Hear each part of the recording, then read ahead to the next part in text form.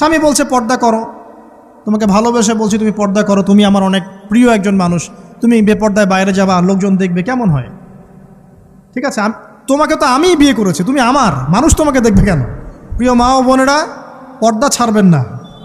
আপনাদের জন্য 4টা কাজ: স্বামীর আনুগত্য করা, লজ্জাস্থানের হেফাজত করা, আপনার 5 ওয়াক্ত সালাত ঠিকঠাক মতো আদায় করা এবং রমজান মাসে সাওম রাখা। নবীজি বলেছেন সাল্লাল্লাহু আলাইহি ওয়াসাল্লাম, জান্নাতের যে কোনো দরজা দিয়ে ইচ্ছা আপনি প্রবেশ করতে পারবেন। আপনার জন্য সহজ। আর স্বামীর আনুগত্য বলতে আমি বুঝাইনি স্বামীর দাসত্ব করতে হবে, এটা বলিনি। এখনকার কিছু ফ্যামিলিস্ট মেয়ে আছে, ওরা আনুগত্য শব্দ মনে হয় যে দাসত্ব মনে হয়। আনুগত্য দাসত্ব এক জিনিস না। আনুগত্য কি? স্বামী কোরআন সুন্নাহর অনুকূলে কোনো কথা বলেছে, আপনি মানবেন।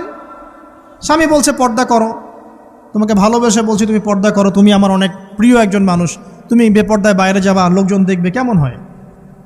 ঠিক আছে, তোমাকে তো আমিই বিয়ে করেছি, তুমি আমার মানুষ, তোমাকে দেখবে কেন? ঠিক আছে, তো এখন স্বামী ভালো কথা বলেছে, আপনি শুনলেন, এটা আনুগত্য।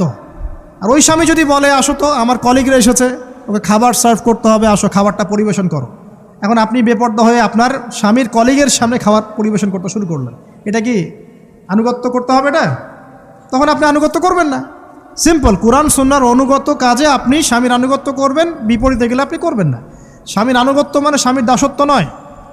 আর এই হাদিসটা আপনি কেন ভুলে যান যে আল্লাহ রাসূল সাল্লাল্লাহু আলাইহি ওয়াসাল্লাম বলেছেন আল্লাহ বলতাম যেন স্বামীকে সেজদা করে?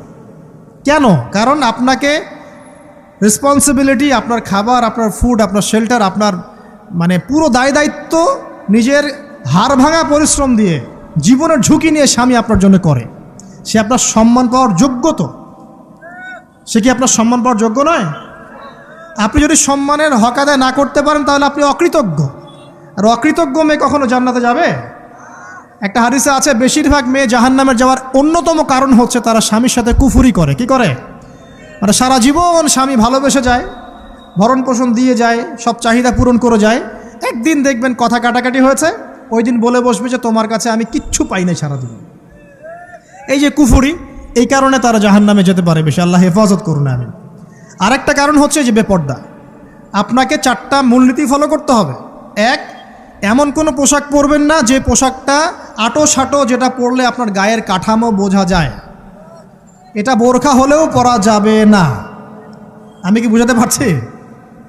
ডিজিটাল বোরখা দেখেন নাই? দেখছেন? মাশাআল্লাহ। আর কারা কারা দেখছেন? এদিকে চোখ বেশি যায় না? আচ্ছা, এমনি দেখা যায়, চোখ দিতে হয় না, এমনি দেখা যায়। ডিজিটাল বোরখা চলবে না, ডিজিটাল বোরখা চলবে না। আমার মত, এটা আমি মত দিচ্ছি, আমি আল্লাহর রাস্তায় সময় দিয়েছি অনেক দিন, এবং এখানে যে পর্দাটা শেখানো হয় এরকম পর্দা আমি অন্য কোথাও দেখিনি। এত চমৎকার পর্দা শেখানো হয়। কারা কারা সময় লাগিয়েছেন? 3 দিন 7 দিন সময় দিয়েছেন কারা কারা? বেশিরভাগই দেন নাই। সমস্যা নাই, দিতে হবে, আমি বাধ্যতামূলক বলিনি আপনাকে। বলেছি এখানে পর্দা শেখানো হয়, চমৎকার পর্দা শেখানো হয়।